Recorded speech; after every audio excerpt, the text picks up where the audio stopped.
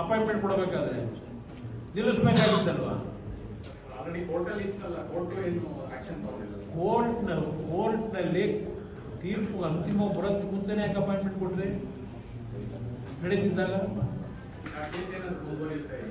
ಅದು ನೋಡ ಏನ್ ಮಾಡ್ತಾರೆ ಅವ್ರ ಗಮನಕ್ಕೆ, ಸರ್ಕಾರದ ಗಮನಕ್ಕೆ ತರ್ತಿದೆ, ನಡೆದಿದ್ದೀನಪ್ಪ, ಇದೇನ್ ತೀರ್ಮಾನ ಮಾಡಬೇಕು, ಕೋರ್ಟ್ ಏನ್ ಹೇಳಿದೆ, ಸಬ್ಜೆಕ್ಟ್ ಕೆಲವೆಲ್ಲ ಹೇಳೋರಲ್ವಾ?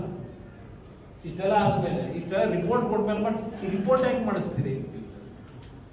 ಕಸಲ್ಪುಟ್ಟಿಗೆ ರಿಪೋರ್ಟ್ಗಳನ್ನ ಮಾಡಿಸೋದು ನೋಡಿದ್ವಲ್ಲ, ಹಲವಾರು ರಿಪೋರ್ಟ್ಗಳು ಏನಾದ್ರು